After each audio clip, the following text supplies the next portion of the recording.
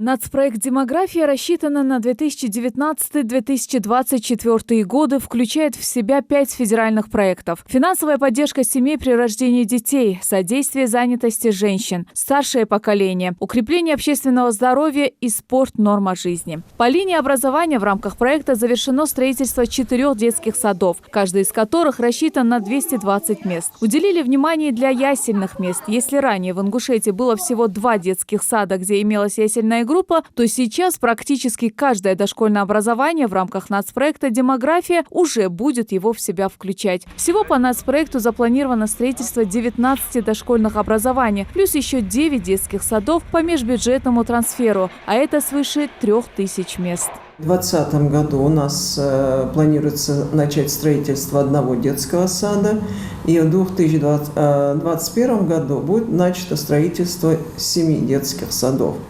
Все детские сады строятся в рамках соглашения, заключенного правительством Республики Ингушетия и Министерством просвещения Российской Федерации. И на эти цели выделяются финансовые средства из федерального бюджета. Также у нас в рамках демографии проводится строительство детских садов по межбюджетному трансферту. Уже построено 4 детских сада. 2 детских сада – это в сельском поселении Нестеровское и в сельском поселении Барсуки по 220 мест. Они сданы, пролицензировали, они начали свою работу. 2 детских сада, которые уже построены, это Нижние Чулыки, город Карабулак, у нас находится на стадии лицензирования.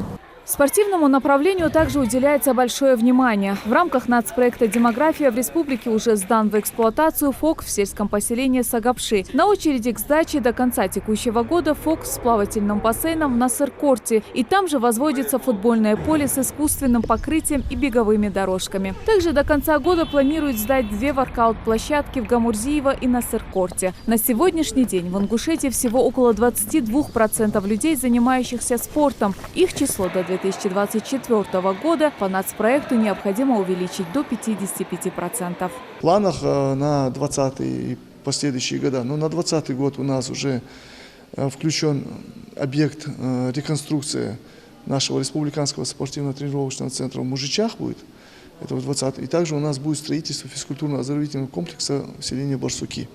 Это у нас в 2020 году будет начало строительства, в 2020 году мы это закончим.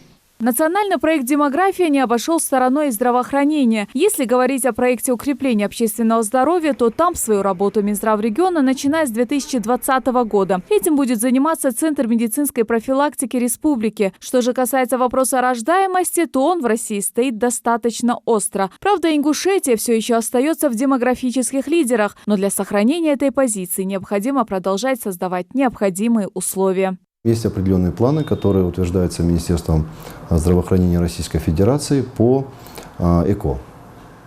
И в рамках этих планов на 2019 год у нас запланировано проведение 250 процедур ЭКО. Из них на сентябрь месяц, то есть итогом нарастающим, у нас запланировано 207. Из них направлений выдано 206.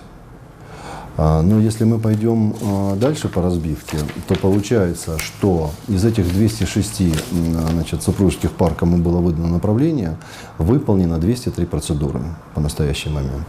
В соответствии с этим у нас есть такие, на мой взгляд, эффективные результаты. Это количество родившихся детишек, их родилось 52 при 41 родах. Среди ключевых целей национального проекта «Демография» – увеличение ожидаемой продолжительности здоровой жизни до 67 лет, снижение смертности населения старше трудоспособного возраста, увеличение суммарного коэффициента рождаемости детей, увеличение числа граждан, ведущих здоровый образ жизни, а также доля россиян, систематически занимающихся спортом. В Ингушетии во всех этих направлениях уже ведутся активные работы. Светлана Томова, Асхаб Белакиев, Магомед Белакиев. Новости 24.